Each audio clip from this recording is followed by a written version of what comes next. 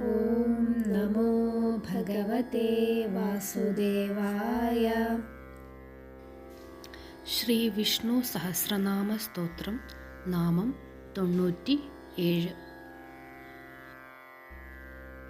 ഓം സിദ്ധായ നമഃ. ഹരേ കൃഷ്ണ കൃഷ്ണ കൃഷ്ണ ഹരേ ഹരേ, ഹരേ രാമ രാമ രാമ ഹരേ ഹരേ. നാമം 97.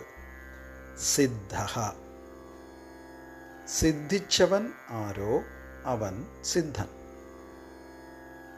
അണിമാദികളായ അഷ്ടസിദ്ധികൾ ഉൾപ്പെടെയുള്ള എല്ലാ സിദ്ധികളും ഉള്ളതിനാൽ ഭഗവാൻ സിദ്ധനാണ്.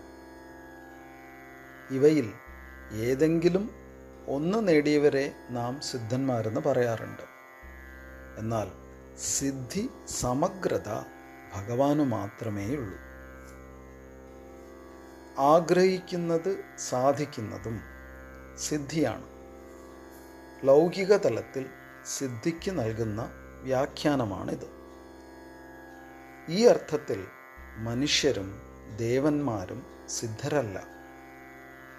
ഭഗവാന് ആഗ്രഹങ്ങളില്ലെന്നത് സത്യം.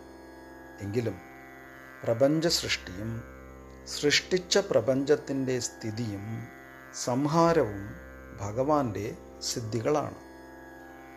ഇച്ഛാമാത്രം കൊണ്ട് ബ്രഹ്മാണ്ഡ കോടികളെ ഉണ്ടാക്കി നിലനിർത്തി തന്നിൽ ലയിപ്പിക്കുന്നത് കൊണ്ട് ഭഗവാൻ സിദ്ധനാണ്. എല്ലാം നേടിയതുകൊണ്ടും ഇനി ഒന്നും നേടാനില്ലാത്തതുകൊണ്ടും ഭഗവാനെ സിദ്ധഃ എന്ന് അഭിസംബോധന ചെയ്യുന്നു. ഹരേ കൃഷ്ണ.